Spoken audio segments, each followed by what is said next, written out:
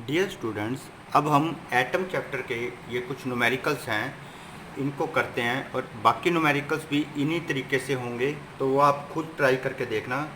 सबसे पहले हम ये न्यूमेरिकल कर रहे हैं यहाँ पर, what is the distance of closest approach. आपको पहले कराया था डिस्टेंस ऑफ क्लोजेस्ट अप्रोच क्या होता है। वो मिनिमम डिस्टेंस न्यूक्लियस से जहाँ पर अल्फा पार्टिकल्स की काइनेटिक एनर्जी किस में कन्वर्ट हो जाए, पोटेंशियल एनर्जी में। When a 5 mega electron volt proton approaches A gold nucleus, Z दिया हुआ है 79। आर नोट निकालना है, एनर्जी दी हुई है मेगा इलेक्ट्रॉन वोल्ट, इसको जूल में कन्वर्ट कर लीजिए। आर नोट निकालना है। ये आर नोट का आपको फॉर्मूला पहले करा चुके हैं हम, यहाँ पर सारी वैल्यू पुट कर दीजिए तो आप देखेंगे आर नोट की वैल्यू आ जाएगी 2.3 इंटू में 10⁻14 मीटर। क्लियर। ये जो है ये अप्रोक्सीमेटली 10⁻−15 मीटर आ जाएगा, जो क्या होती है रेडियस ऑफ न्यूक्लियस। अब ये देखिए second, kinetic energy of electrons का हमने फॉर्मूला निकलवाया था Kz(E)2r होता है। पोटेंशियल एनर्जी किसके इक्वल होती है, -Kz(E)/r। अब आप इन दोनों को ऐड कर देंगे तो टोटल एनर्जी का फॉर्मूला आ जाएगा -Kz(E)/2r। Total energy of electron क्या होती है, पोटेंशियल एनर्जी के हाफ के, equal to negative of kinetic energy of electrons. आप देख सकते हो कि पोटेंशियल एनर्जी इतनी है तो ये किसके इक्वल है, इसमें यहाँ 2 की कमी है तो क्या हो गया, ये पोटेंशियल एनर्जी क्या होगी, हाफ हो गई टोटल एनर्जी का, और इक्वल टू क्या हो गई, काइनेटिक एनर्जी के। आपको अब ये देखिए यहाँ से हम इसको इस तरह से इधर ले जाएं तो ये क्या हो जाएगा, 2s ऑफ काइनेटिक एनर्जी। यहाँ से आप इस 2 को ऊपर ले जाते हैं तो आप क्या लिख सकते हैं, 2s of kinetic energy equal to क्या आ गया, Kz(E)/r आ गया। क्लियर है। Kz(E)/r किसके इक्वल है, पोटेंशियल एनर्जी के। तो आप क्या कहेंगे, 2s of kinetic energy equal to किसके आ गया, पोटेंशियल एनर्जी के। और पोटेंशियल एनर्जी किसके हो गया, काइनेटिक एनर्जी के हाफ के। तो ठीक है, तो काइनेटिक एनर्जी इक्वल टू क्या हो गया, potential energy divided by 2। Okay, तो आपको ये याद रखना है, पोटेंशियल एनर्जी का हाफ किसके इक्वल होता है, नेगेटिव ऑफ काइनेटिक एनर्जी के। अब इसी से रिलेटेड न्यूमेरिकल देखिए, the ground state energy of hydrogen atom equal to, ये दिया हुआ है आपको। एनर्जी का फॉर्मूला मैंने बताया था, किसके इक्वल था बेटा, 13.6 अपॉन में n² electron volt for hydrogen atom. Ground state के लिए n1 होता तो -13.6 हो गया। अब इन्होंने पूछा what are the kinetic energy and potential energy of electron. Kinetic energy क्या होती है, आप यहाँ से देखिए माइनस ऑफ टोटल एनर्जी होती है, तो यहाँ पुट कर दिया, ये काइनेटिक एनर्जी आ गई। पोटेंशियल एनर्जी क्या होती है, अभी कराया था 2s ऑफ काइनेटिक एनर्जी होती है, माइनस आ गया यहाँ पर इसके अकॉर्डिंग। तो अब आप देखिए माइनस तो -20, आपको पहले ही बता रखा है पोटेंशियल एनर्जी हमेशा नेगेटिव होती है और काइनेटिक एनर्जी क्या होती है, पॉजिटिव। अब ये जो नेक्स्ट न्यूमेरिकल है, what is the ground state energy of electron in case of lithium.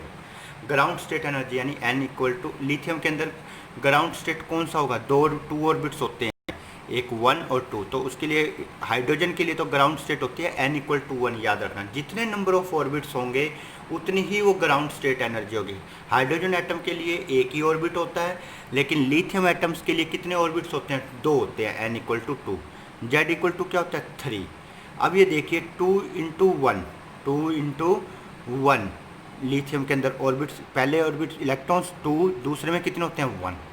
ठीक है, तो En इक्वल टू -13.6 अपॉन में n² z² इलेक्ट्रॉन। इसमें नंबर ऑफ ऑर्बिट्स कितने हो गए, 2।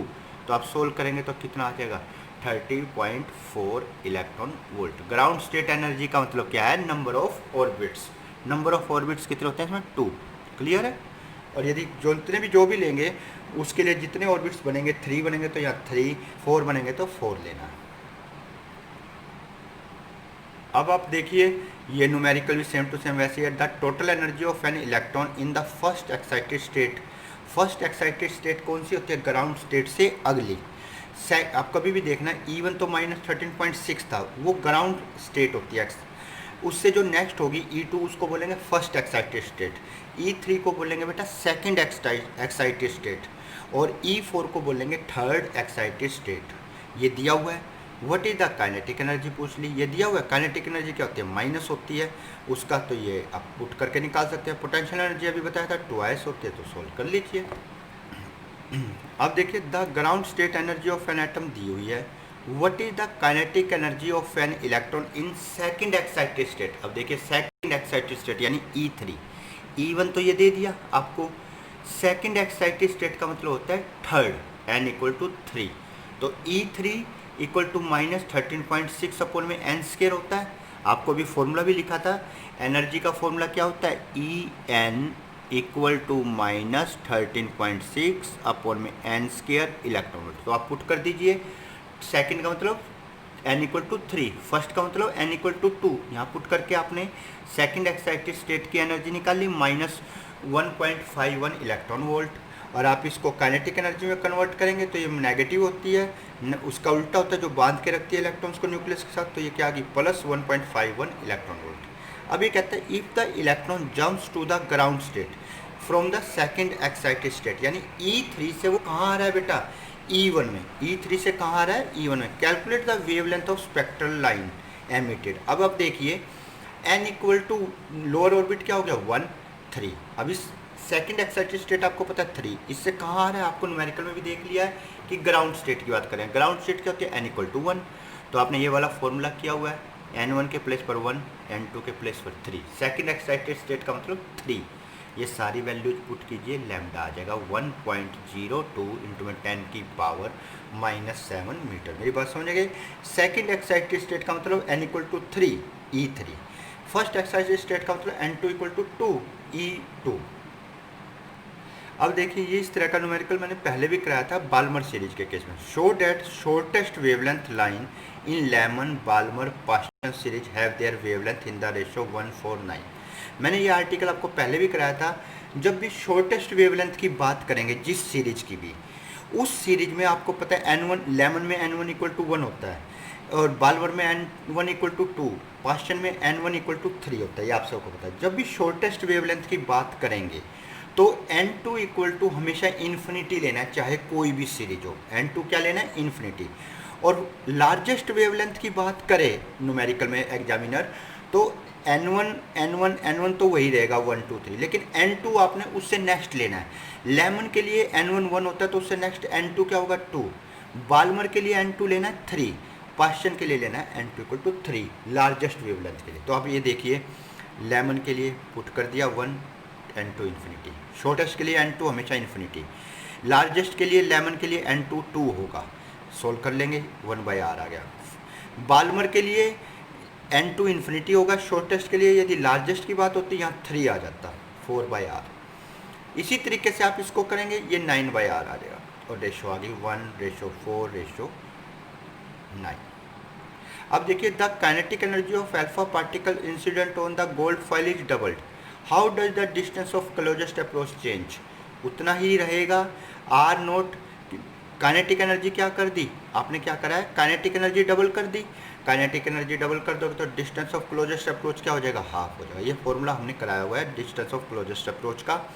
यदि R0 वेरी कर रहा है इन्वर्सली प्रोपोर्शनल, यहाँ से आप देख रहे हैं R0 क्या है, इन्वर्सली प्रोपोर्शनल है काइनेटिक एनर्जी के।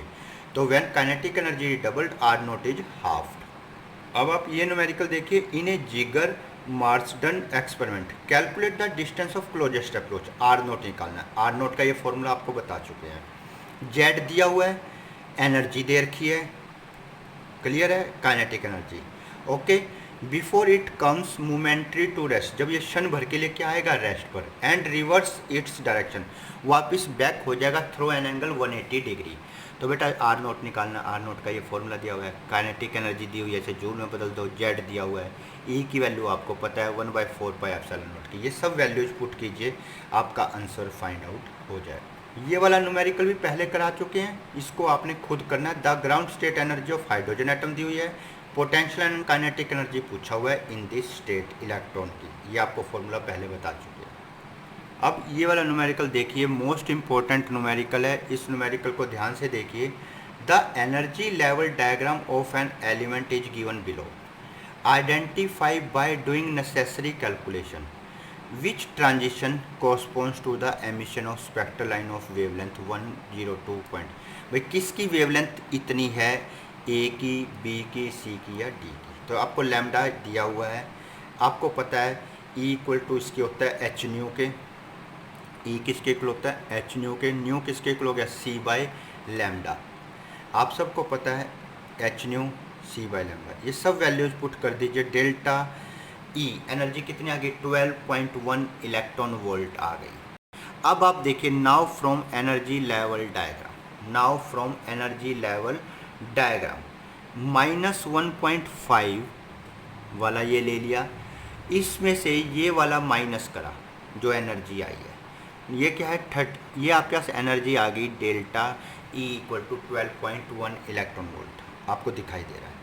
अब now from energy level diagram, इसमें क्या है आपने एनर्जी लेवल जो डायग्राम दिया हुआ है इसमें से इसको इसमें से माइनस करके देख लो, इसमें से ये माइनस करके देख लो, इसमें से ये, या इसमें से ये, इसमें से ये, या इसमें से ये, आपने अपनी मर्जी से करके देखना है माइनस। यदि इसमें से ये माइनस करते हो, इसमें से ये, इसमें से ये, या ये या ये, जो वैल्यू इसके कोरस्पॉन्ड आ जाए तो देख लो। जैसे अब हमने इसमें डायरेक्ट करके दिखा दिया 1.5 है तो ये माइनस करा, तो जैसे हमने -1.5 और ये करा तो आप देख रहे हैं 12.1 इलेक्ट्रॉन वोल्ट आ गया। तो ऑटोमेटिकली 12.1 इलेक्ट्रॉन वोल्ट कब आया, जब हमने डी वाली सीरीज की बात करी, इस लेवल में से ये माइनस करा। तो ये कौन से ट्रांजिशन में बिलोंग करती है, डी में।